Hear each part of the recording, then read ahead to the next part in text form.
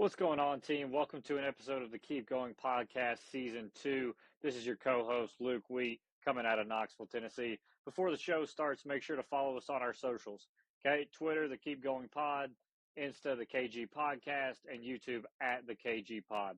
Just a reminder that we are not psychiatrists and not psychologists, just a couple ex-athletes trying to make a difference and end the stigma of mental health.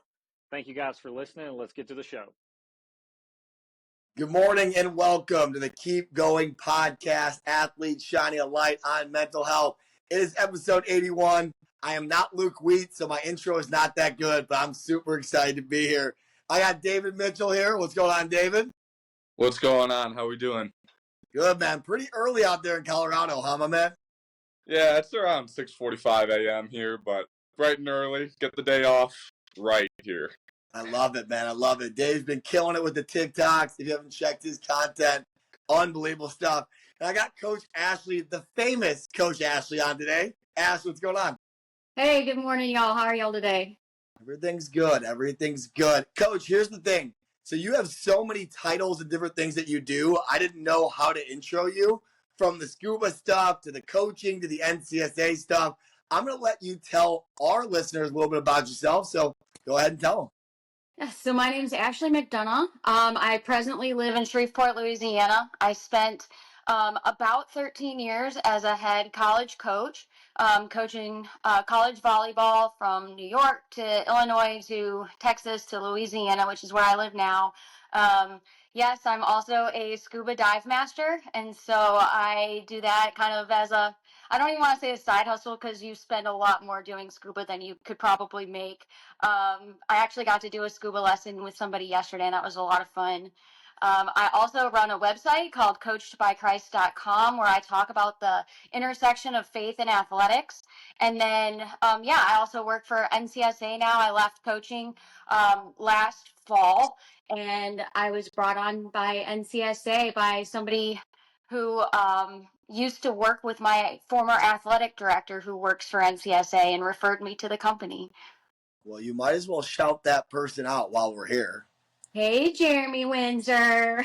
There it is. There it is. I'm a big Jeremy Windsor guy. So we shout out people that we love and care about on this pod, you'll come to realize. But so awesome. A lot of great things. I appreciate the intro there.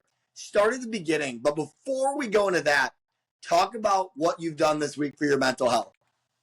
What have I done? Well, scuba diving, first of all. I got to go yesterday, and it was just in a pool, but just being underwater is, you can just numb out everything that's going on, and everything becomes quiet, and even like the most hamster wheel ADH brain just can slow down when you're under there. So even in a pool, it's an amazing experience. So that would be numero uno. I think the second thing is just going to the gym. I wake up every day. I write my devotional, which you know because you guys receive it at NCSA. I start with my devotional, and then I hit the gym for about an hour and a half each morning, and then kind of go from there. Yeah, there's a lot to be said. I know Dave will touch on this. This is one of Dave's most positive things that he does in his routine. There's something to be said about a mental, a physical, a spiritual, emotional routine to start every day. I think that's uplifting. It's powerful. And it's also very vulnerable. Dave, what do you got on that? Yeah, I think it's so good to move your body every single day, whether it's going to the gym for an hour and a half or just going for a 10-minute walk. It doesn't have to be hours and hours of physical hard activity. Just do one thing: exercise, walk, run, lift. There's so many things that you can do to move your body and exercise it. And I think that is so good, not only on the physical side, but the mental side as well. So if you're in a situation where you can move your body, do it for your mental health. Completely agree, man. And I think that takes me back to more of the four pillars I touched on, right? The mental, physical stuff, going to work out. But talk about the spiritual side, because I know that your journey, obviously, with your faith has been a lot different than most people. If you don't mind going into that, I'd love to talk about it. Man, my story with spirituality and my faith is up and down. It's definitely been a long, rocky road. I grew up Catholic. I went to Catholic school for about 8 years in the Chicagoland area, and then we moved to Texas. And kind of over the years between, I would say, late high school and college, I became agnostic, eventually atheist, rounded myself back out to agnostic again, moved to Louisiana, had met somebody that got me to start going to a Baptist church with him, and which is a huge jump. I feel like just that alone, Catholic to agnostic to atheism to Baptist, is a huge jump by itself. It's deep end jumps. Yeah, deep end You know, jumps. yeah, it was wild. And now I attend a non-denominational church, but last January I kind of jumping ahead here, but just last January, not the one that we just had, but 2023, I had just had my fourth sports related surgery in just under 3 years. So I had 3 spine surgeries and 2 labrum repairs done. So I've been through the ringer, and I was kind of just sitting on my couch, literally with a neck brace on, and kind of debating, like, do I even want to coach anymore? This is really physically, it's killing me. And so I was just kind of sitting there tooling around on LinkedIn, looking at some other jobs. And I don't know, it was the weirdest. I mean, God works in mysterious ways, but it was just the weirdest feeling. Like I just felt like very convicted to start a website all of a sudden. And it gave me something really initially just to do, because I had been through so many physical surgeries and had gone through so much PT and rehab and all that kind of stuff for my neck and my shoulder, that, all the medications they had me on, it had at points caused anterograde amnesia. It really just did a number on me. And so initially I thought of it kind of as brain PT. I had to sit down and I had to think and I had to focus. And so I started my website then, and I thought, a lot of people probably have this experience, but you think you're saved until you're saved.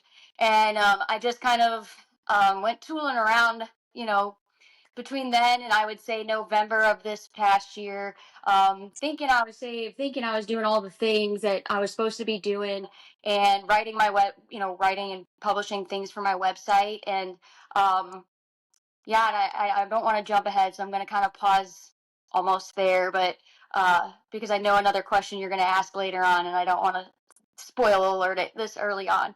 But November of this past year, I went to a new church, and I just felt incredibly convicted. And that was kind of a moment for me that was like, you're saved. You think you're saved until you're saved. And I wound up being rebaptized in that church, and that's kind of the rest is history. I've written about 100 articles this last year. I write, and send out a daily devotional. And I think that just the act of writing and getting to exercise my mind and exercise my brain in that way was kind of like being put through God's training program, Yeah, and to bring me back to Him, but also to bring me back to physical, spiritual, and mental health. I love it. And being a man of faith myself, and we go back on this podcast all the time. It's your faith, the universe, whatever you believe in. It's your thing, right? We're not a religious podcast. But what I will say though, you can tell when someone starts talking that they're doing this for something bigger than him or her. And that's clearly evident when you talked about that last couple minutes of like your journey. My question is a little bit different though. My question is, when you were going through the physical pain, I know you relied on your faith, relied on kind of trusting the process, trusting your teachings, under construction relationship with God. Any other things that you did to kind of get through this as you continue to battle the physical stuff? Man, Pat, I didn't really even lean on God until the last year of recovery, to be honest with you. As I was going through those 3 years of all the physical pain and rehab, honestly, I probably relied on to an extent, my family, but also my non-blood family and my athletes. And in my former assistant coach, my former athletic director at Centenary College, David Orr, I'll shout him out, really. Yeah, really great guy. Lemurial thrower was my former assistant coach, and I felt like there were days when she knew my brain just wasn't there, where I couldn't remember my players' names. I really felt like I was being dragged around by a leash by her, and she was doing everything she could just to keep me above water.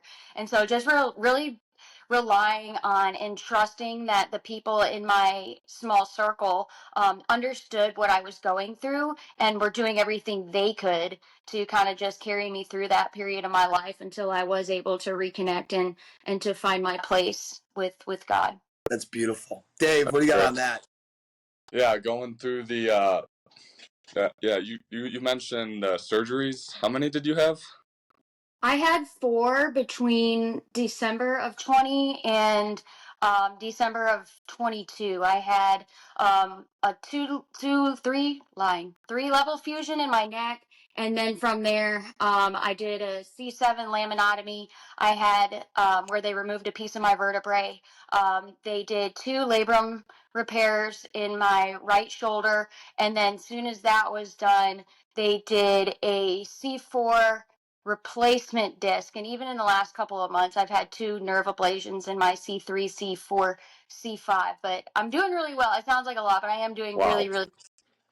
Yeah, that's wild. What would you say to someone that is going through that hard time of maybe going through a surgery as an athlete or a ex-athlete and not being able to, do the same routine as you were doing? What would you say to them? That's a fantastic question. Yeah, I mean, I think that you have to set small, measurable goals. You need to think more about today and in the moment, and take things one day at a time versus trying to think of, okay, 3 months from now I need to be doing this. 4 months from now I need to be doing this. I need to be back on the court. I need to be back in the weight room. I need to be back on the field.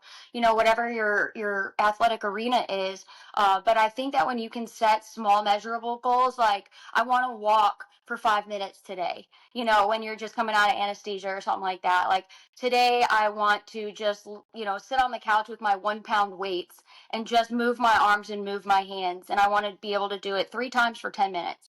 Today I want to make sure that I eat 3 times. And it sounds so basic, but when you're coming out of something like that, I think that when you can set those small measurable goals, it really helps you find success in your day, and it helps you stay away from focusing on what I can't do, but this is what I did do, and this is what I accomplished today. Incredibly I love that. well said. Incredibly well said. And I had this conversation with my athletes yesterday. It's like, I think sometimes we get so caught up in that grind that we forget to celebrate the wins and feel when we do it right. I think there's a lot that we feel the pain, we feel the losses, the failures. I don't even know, like when a teammate lets you down, when a coworker lets you down, we feel all that, but sometimes we forget to celebrate those wins. So if you have those 1 pound weights out, right, if you set those goals and continue to have that momentum, it's a lot of celebration that should be had and a lot of good stuff about that. So, Yeah. anything else on that, Coach? Yeah, go ahead, Dave. Focus on what you can do. Like sometimes you're not gonna be able to do everything at the same time. Do the one thing that you can do that day. Be in the present moment. Don't focus so much on when I get back in 6 months. No, focus on what you can do today, not in 6 months, not in a year. What you're gonna do on the field in a year and a half when you come back. You still have to get there. Yeah. So be present on the day. Yeah. Yeah. Ashley, anything else there? This is something that I talk about even with my NCSA athletes, and we talk about, they'll say, Coach, what could I do better for volleyball in this particular skill? Or what do you suggest I try for this skill?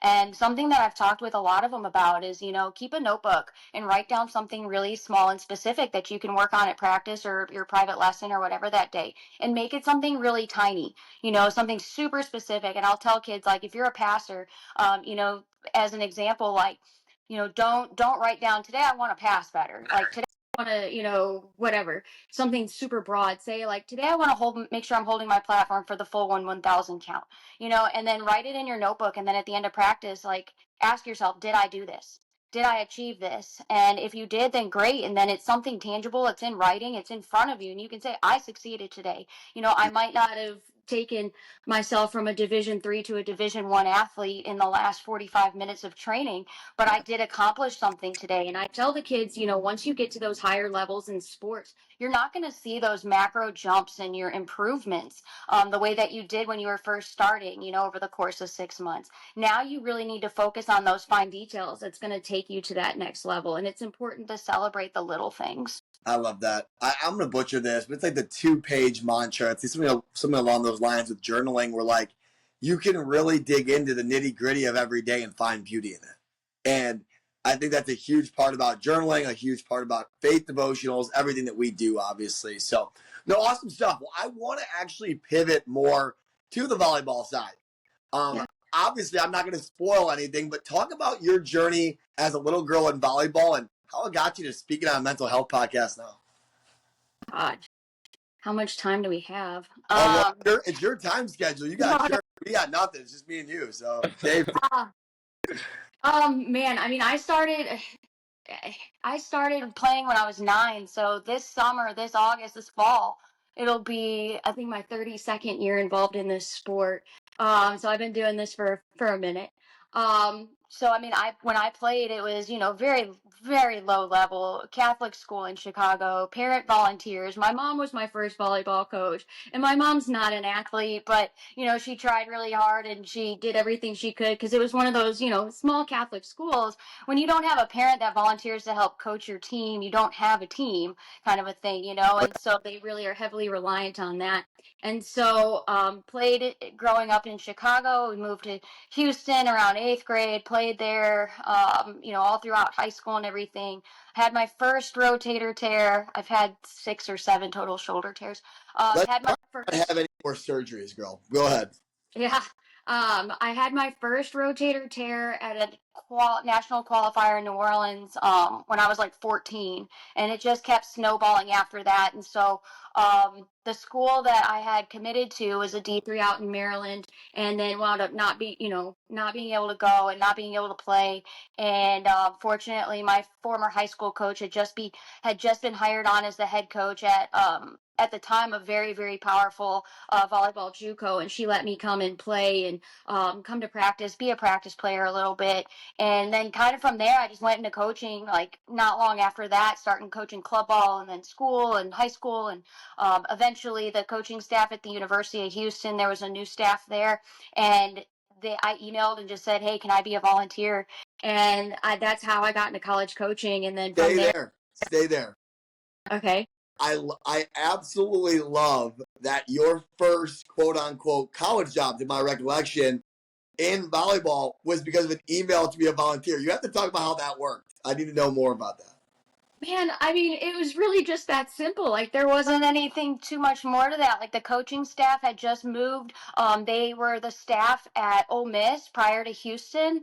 And so I emailed the head coach, and I was basically just like, hey, y'all don't know anybody here. You want me to be a volunteer? I've been coaching football for a while. And I just put myself out there, and she was like, sure. That sounds good, kind of a thing. And so I came in and talked with the head coach, and we had a little chat, and she introduced me to her support staff, the assistant coaches there, and then Nicole Miller, who is one of anybody who is affiliated with volleyball and listening to this will know who Nicole is. I mean, she's coached everywhere from Auburn to Virginia to UC Davis to Houston, everywhere, right. And just a phenomenal coach, and 2 weeks younger than me, actually, and she taught me everything I initially knew about recruiting. So I used to sit in her office a few days a week and really just worked on the back end and learned recruiting, because when I had the initial conversation, they asked me, what are you trying to gain from this experience? And I said, look, I know how to coach volleyball, but I don't know what y'all do behind the scenes, and that's what I want to learn. And so they basically just sat me up a little desk in their offices and started teaching me about some of the ins and outs of recruiting. And this was around 2010. So it's been a long time. Yeah. I had to ask about this, and I'm going to have Dave elaborate on it, because I think it's so crucial sometimes, especially in sports, but in anything, right? We have a lot of athlete listeners, so we kind of favorite that at times. It's so important, one, to bet on yourself, and two, understand that we don't have all the answers. And lastly, when you're working with athletes, we're not expected to have all the answers. It's almost good to show that vulnerability sometime and ask the coaches, hey, I've never been here before, or tell the players, I'm going to make my share of mistakes. I think that accountability and that vulnerability creates relationships. Dave, I thought of Steve right away when she started talking about her coach. Go ahead, Dave. Yeah, no doubt. I think it says something about how you put yourself into a position of, I want to learn. Like for everyone out there, coaches, athletes, business people, it is so important how you want to keep on learning and have a mindset, an open mindset like you did going into somewhere. I'm like, hey, I'm just trying to learn and grow here. And that's what it's all about. Like throughout my career, I always wanted to surround myself with the right people that can teach you the right ways and learn from them as well. And you can bounce ideas off them as well. And it's just important to know that you have to be able to adapt and learn and be vulnerable, like P said, in every situation you can be. And I think that just says something about you, That's which it. is amazing. Yeah, I agree. And Dave, we're junkies, obviously, about baseball, right?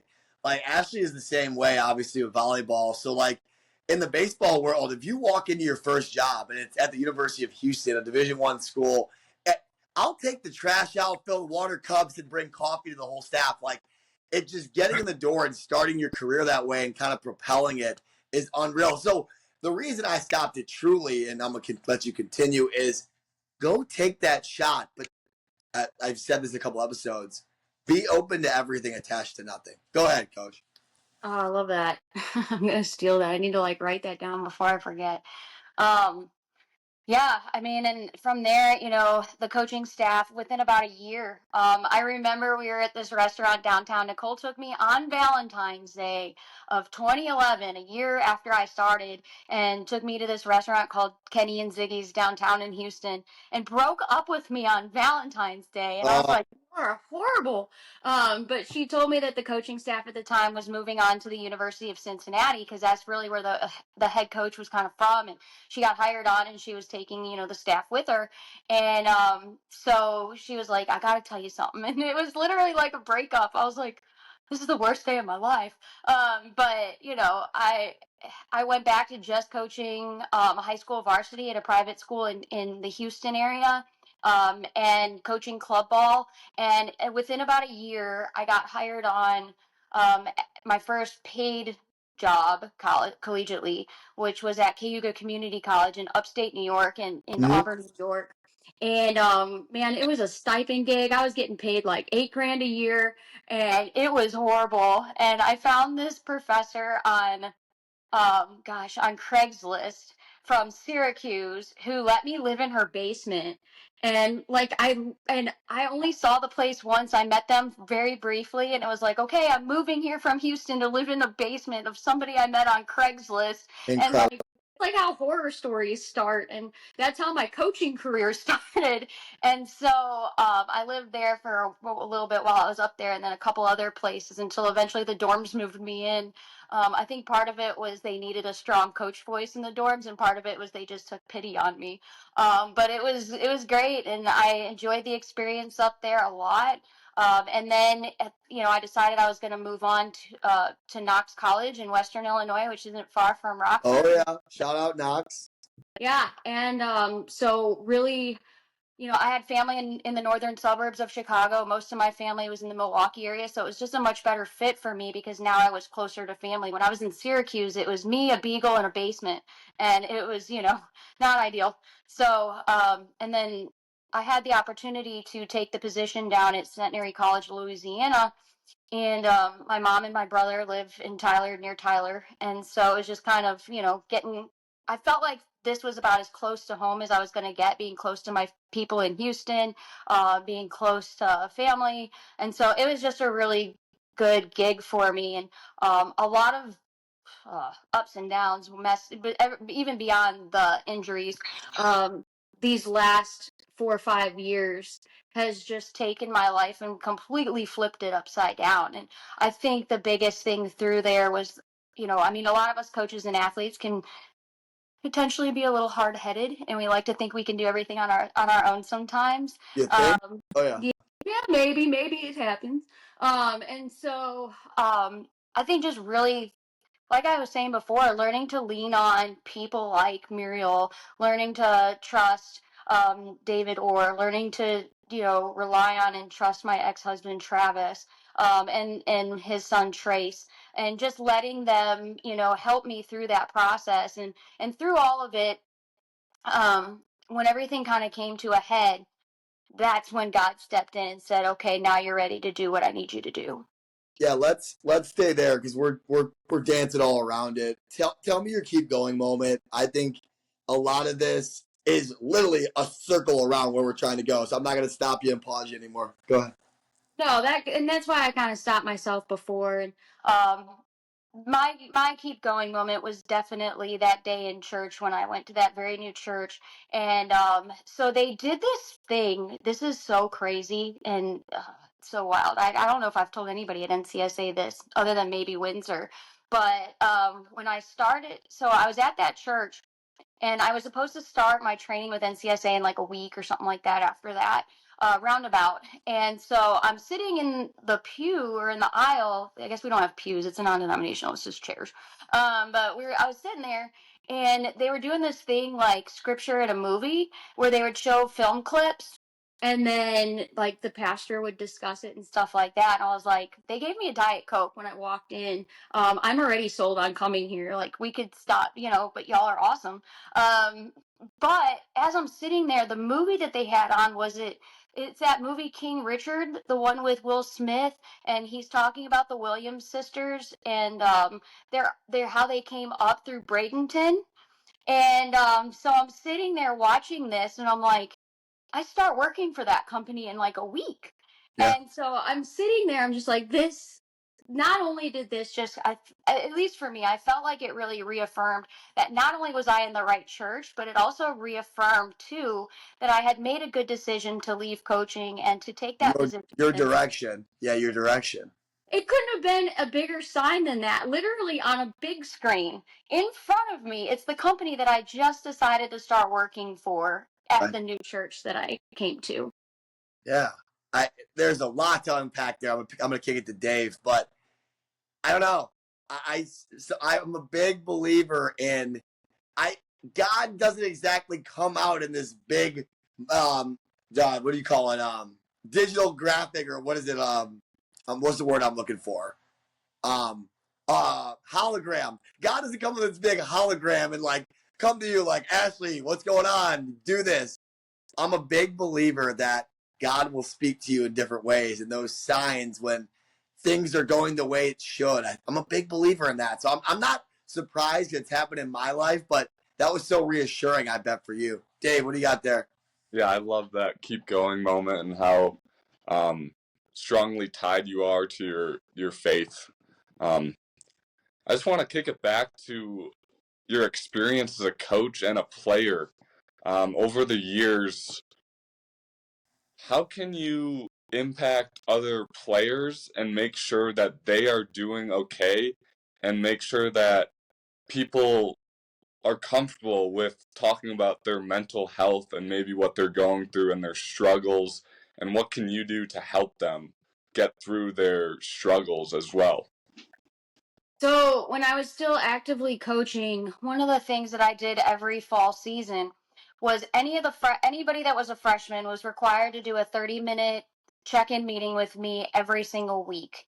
And I had some upperclassmen like that would still come in and do the same thing, but they were by choice. The freshmen I mandated, and part of it was I don't think you can coach somebody until you know somebody. And so for me, being able to sit down for 30 minutes, and some kids, they would go on, it was definitely more than 30 minutes. But I would be able to sit there and just have conversations with these kids. And not most of the time, we didn't even talk about volleyball. We talk about grades, we talk about their classes, we talk about their family, what was going on in their personal lives. And we would just sit down and have a conversation. I had one kid one year, I'm not going to say her name because it's just weird. You don't have. But she, nah, yeah, no, definitely not. But she was really just into chakra meditation, and I was like, okay, whatever. And so, like, we would just turn on a chakra meditation on YouTube, and then turn the lights off in my office. And if anybody walked in or walked by, they'd be like, what the heck are they doing?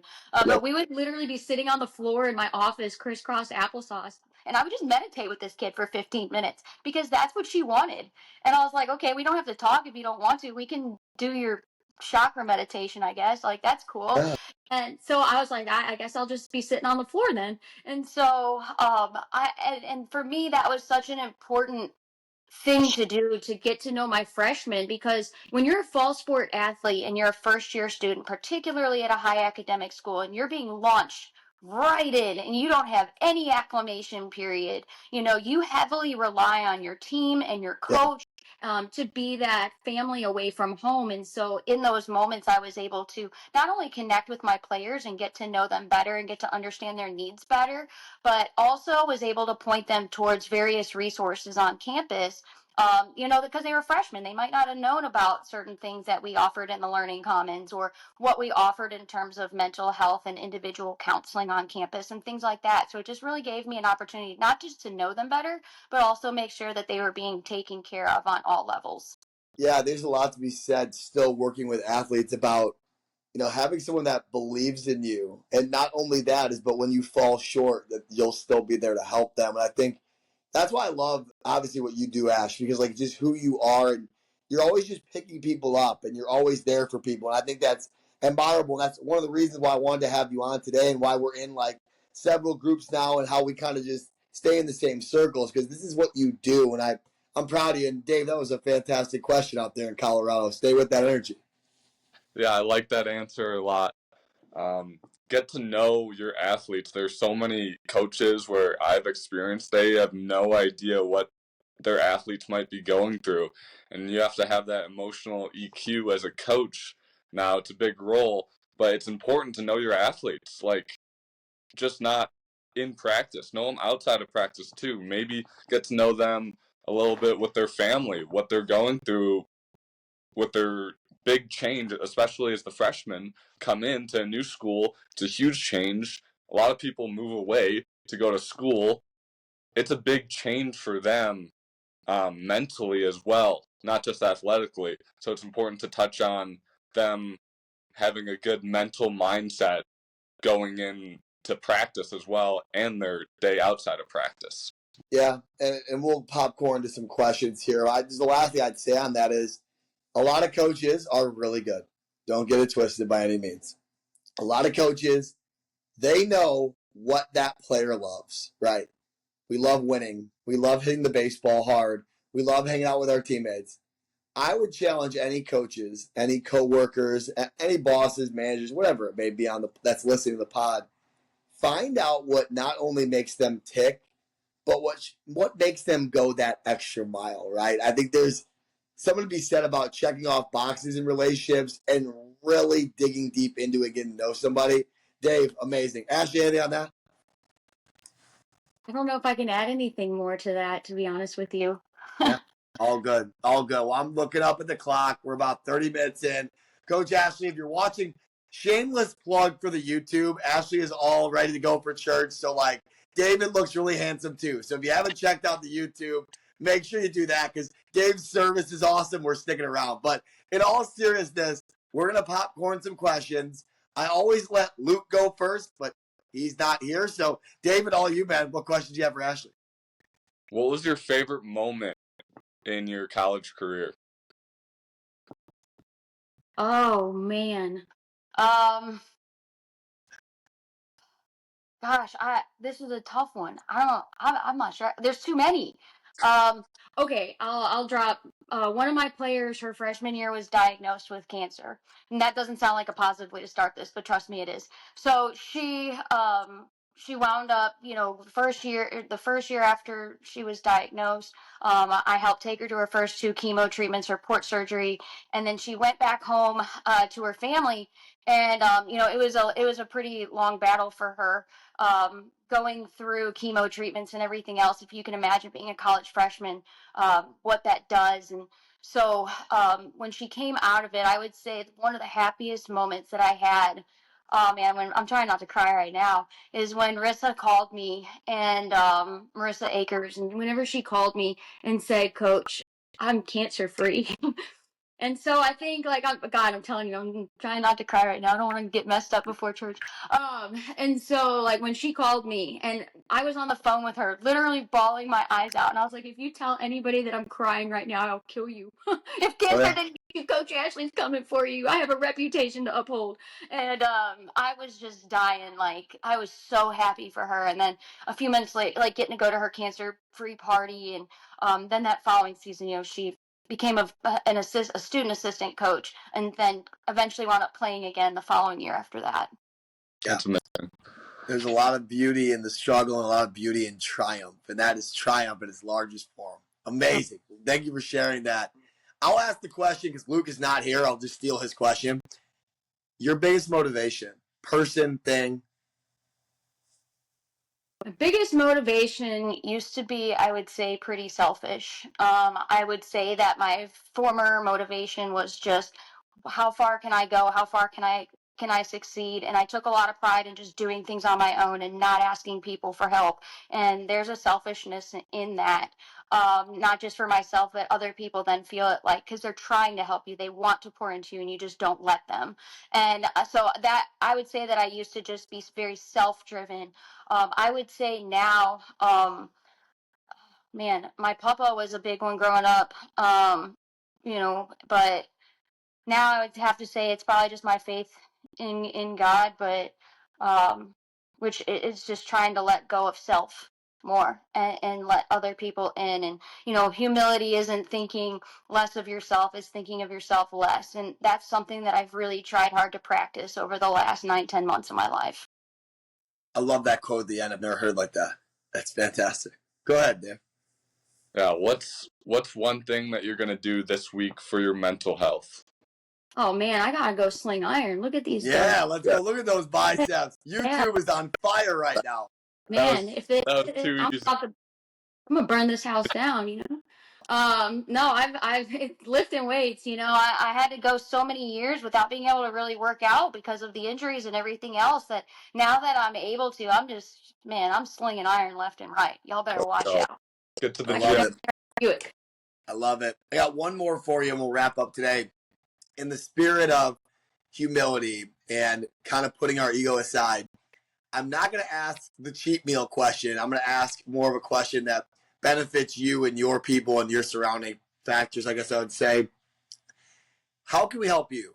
This is episode 81, and we didn't do a good job 60-plus episodes about asking people this, because this episode today impacts hundreds of people, thousands of people, through the pod, through clips, through the dialogue stuff, quotes, all that good stuff.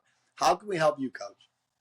Okay, so she was ready. She was ready. I knew it. And it's a non-selfish ask. Okay, so I took a leap of faith at church this past Wednesday when they said, they were talking about this upcoming mission trip that the church is doing. Our church helped a professional soccer team or club down in Ecuador who does a lot of Christian outreach, and they work with a lot of people because, soccer, football in other countries is God to some extent.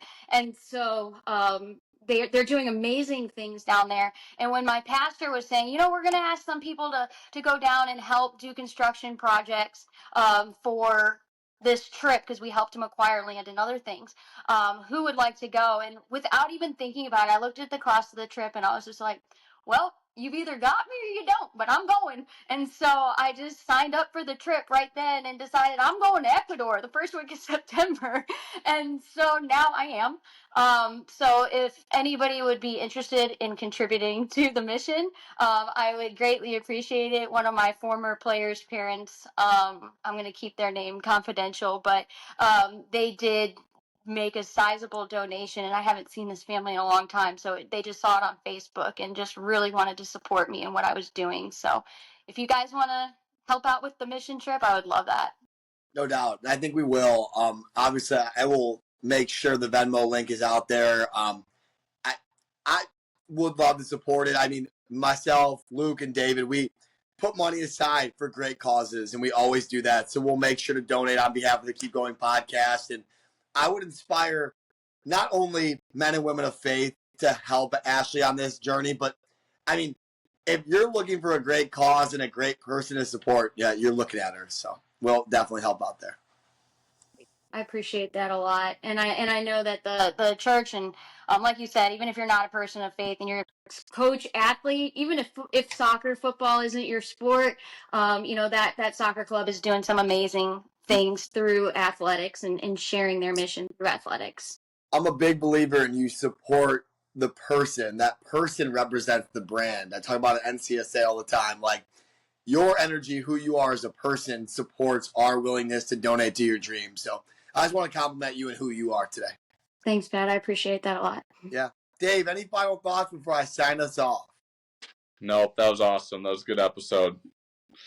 Awesome. Well, it is episode 81. If I'm not mistaken, it is early, but it is the Terrell Owens episode, number 81. Heck of a wide receiver back in the day. But in all seriousness, I will sign us out. Shout out to Luke Weed. I think he's babysitting his nephew today, so he is a family man. Spence, you're really lucky if you're listening to this podcast. But love you guys. Keep going, and we'll talk soon. Thanks, guys. Bye. Thank you.